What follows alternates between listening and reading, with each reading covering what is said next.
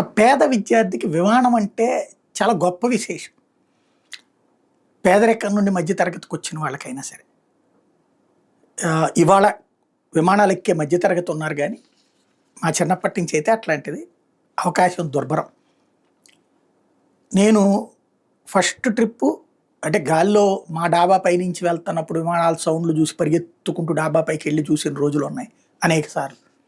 విమానం సౌండ్ అంతా వెళ్ళిపోయేదాకా అలాగే. నేనే కాదు ఇంట్లో అందరూ పరిగెత్తుకొచ్చి చూసేసినటువంటి రోజులు.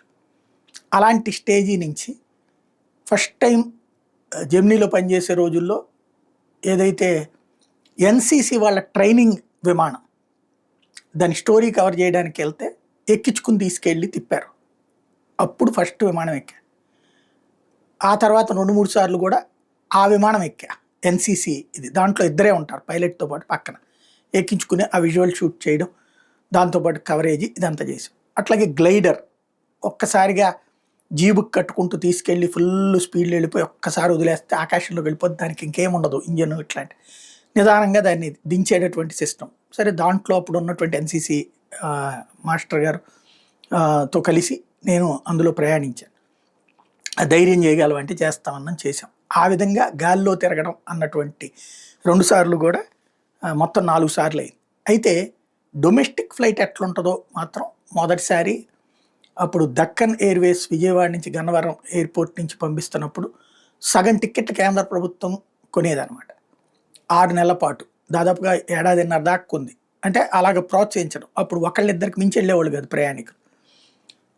అప్పుడు దాన్ని భరించడం వల్ల కేంద్రం అలవాటు పడ్డాక జనం ఇవాళ వచ్చేటప్పటికి అసలు ఖాళీ ఉండట్లేదు అక్కడ ఫ్లైట్లకి.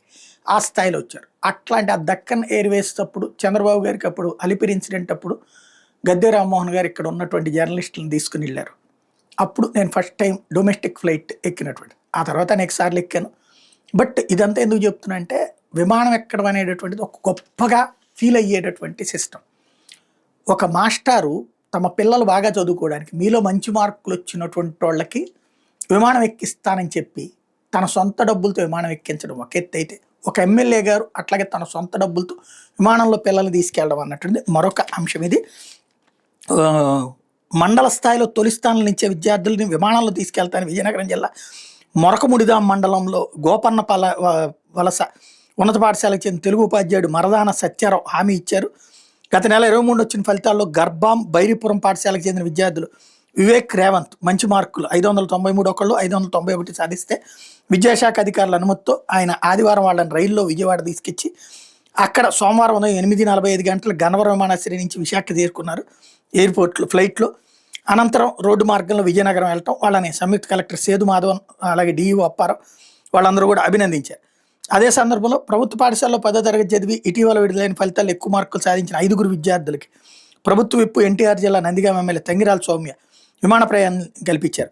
కంచికిచర్ల జెడ్పీ స్కూల్లో ఉన్నటువంటి విద్యార్థిని కె వెంకట నాగశ్రీ సాయి 587, ముప్పాళ్ల గురుకుల బాలిక పాఠశాల విద్యార్థిని చిగురుపాటి యశస్విని 583 మార్కులు, తోటరావులపాటి జెడ్పీ ఉన్నత పాఠశాల విద్యార్థి పెసరమల్లి అనూష 577 మార్కులు, అల్లూరు జెడ్పీ ఉన్నత పాఠశాల విద్యార్థి గూడేరు గణేష్ రెడ్డి 573, వెల్లంకి జెడ్పీ ఉన్నత పాఠశాల విద్యార్థి సిరిపేరు నవ్య 570 మార్కులు సాధిస్తే వీళ్ళని విజయవాడ విమానాశ్రయించి హైదరాబాద్ సౌమ్య తీసుకెళ్లి కళలకు రెక్కల పేరుతో చిన్నారులకు ప్రోత్సాహం ఇవ్వడం అన్నటువంటి చాలా మంచి ఆలోచన.